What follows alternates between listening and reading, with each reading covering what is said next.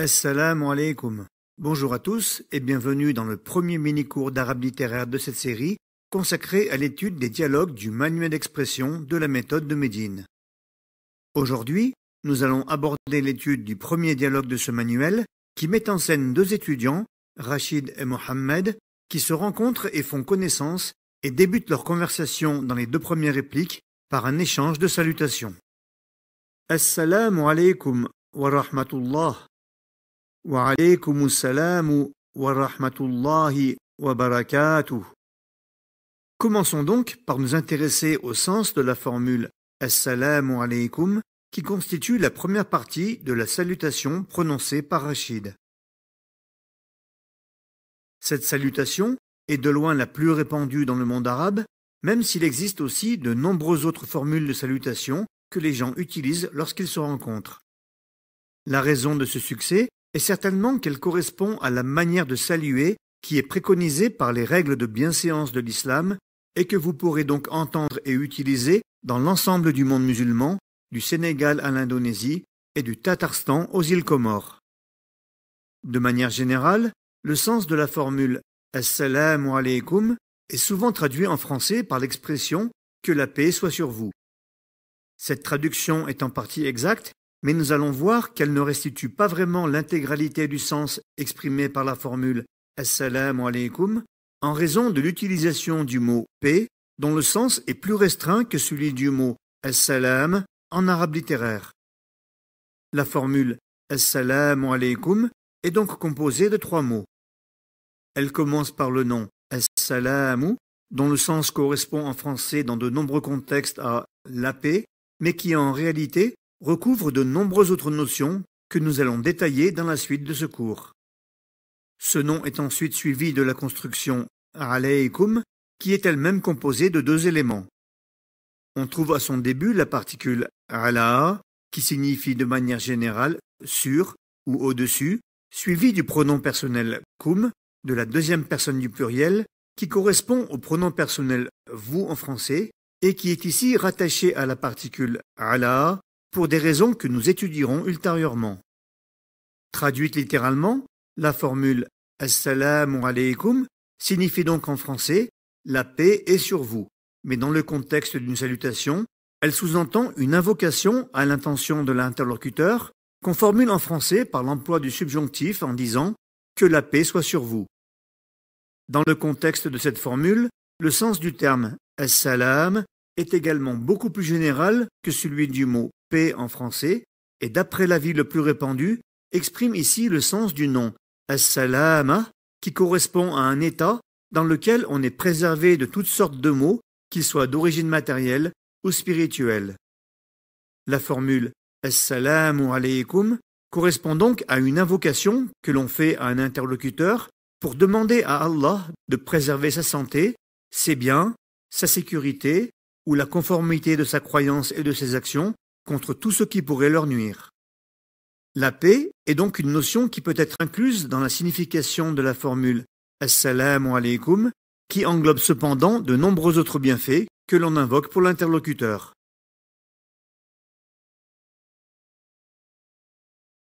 Intéressons-nous maintenant à la suite de la salutation formulée par Rachid au début de ce dialogue en nous intéressant plus en détail à la construction « wa rahmatullahi ». Lorsqu'on rencontre une personne, il est en effet tout à fait possible de se limiter à la salutation « Assalamu alaikum » que nous avons étudiée dans le cours précédent. Il est cependant possible de prolonger cette salutation en ajoutant la formule « wa rahmatullahi » pour y ajouter plus de cordialité et de politesse et recevoir ainsi plus de récompenses en invoquant davantage en faveur de son interlocuteur. Du point de vue de sa construction, la formule « wa rahmatullahi » est composée de trois termes. On trouve en effet à son début la particule « waw » qui peut remplir différentes fonctions en arabe littéraire, mais dont le rôle consiste simplement ici à associer ce qui la suit à ce qui la précède, à la manière de la conjonction « et » en français. Lorsque la particule « waw » remplit cette fonction, on l'appelle en arabe « wawul atf » que l'on peut traduire en français par « waw de coordination ». Elle est suivie du nom « rahmatu » que l'on traduit généralement en français par miséricorde, et qui est lui-même suivi du nom Allah, qui signifie littéralement celui qui est adoré. Selon la croyance de l'islam, ce nom désigne le seul créateur de toutes choses, le Tout-Puissant, qui n'a aucun semblable ni égal, et qui est le seul à mériter l'adoration de ses créatures.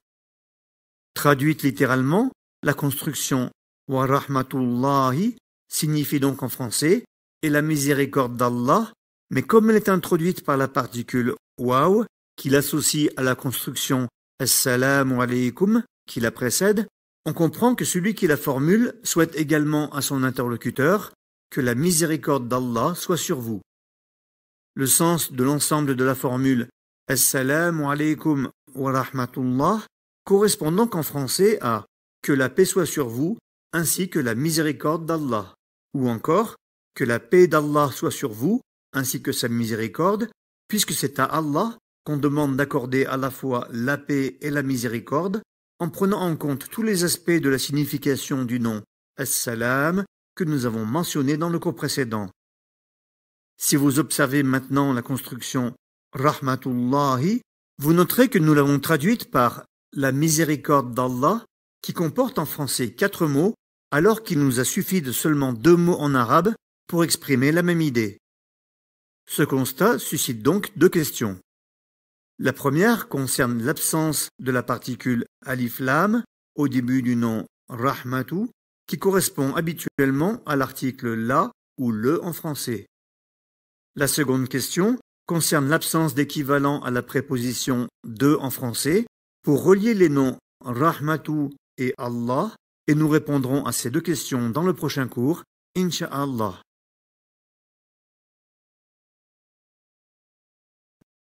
Intéressons-nous maintenant à la construction grammaticale de la salutation formulée par Rachid à l'intention de Mohammed et dont je vous ai expliqué le sens dans les 2 cours précédents.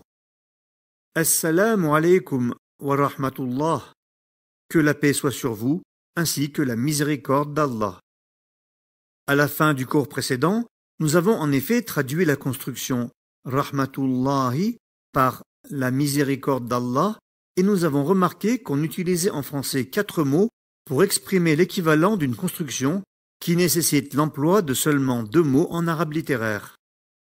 La raison à cela est que nous sommes en présence d'une annexion appelée en arabe al-idafa. Cette annexion consiste à apporter une précision sur un nom en le rattachant à un autre nom avec lequel il est en relation, soit parce qu'il lui appartient, ou qu'il fait partie de ses caractéristiques, ou qu'il lui est spécifique. En français, ce type de relation est exprimé par l'emploi de la préposition de qu'on ajoute entre 2 noms pour indiquer que le premier est relié au second, comme lorsqu'on dit par exemple le livre de Hamid, la vitesse de la gazelle, la clé de la porte. En arabe littéraire, pour exprimer ce type de relation, il suffit de placer le nom qu'on souhaite annexer avant le nom auquel il est rattaché, sans toutefois nécessiter l'emploi d'une particule pour les relier entre eux. En arabe littéraire, il est cependant important de veiller à respecter 3 règles essentielles qui concernent autant le nom annexé, appelé en arabe al-mudaf, que le nom annexant, qu'on appelle en arabe al-mudafu ilayhi. La première de ces règles concerne le nom annexé, al-mudaf, qui ne débute jamais par la particule alif lam. La deuxième concerne également le nom annexé, al-mudaf, qui ne peut jamais terminer par une double voyelle, at-tanwin. Enfin, la troisième règle à respecter concerne le nom annexant, al-mudafu ilayhi, qui est toujours décliné au cas indirect, al-jar, qui implique sauf exception le marquage de sa terminaison par la voyelle kasra. On dira donc en arabe littéraire Kitabu Hamidin, le livre de Hamid. Sur'atul Ghazali, la vitesse de la gazelle. Miftahul Babi, la clé de la porte.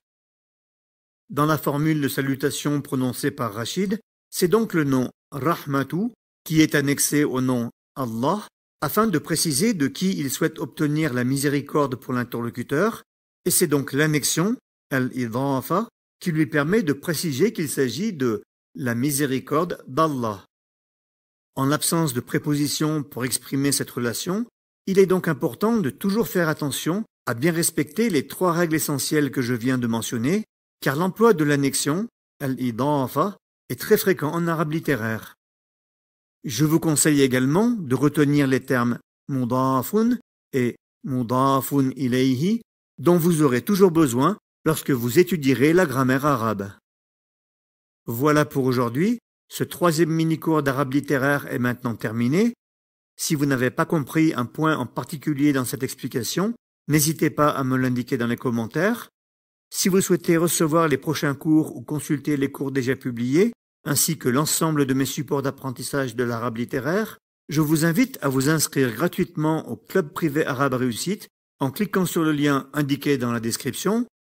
Pour être averti de la parution de mes nouvelles vidéos, abonnez-vous à ma chaine. Wassalamu alaikum.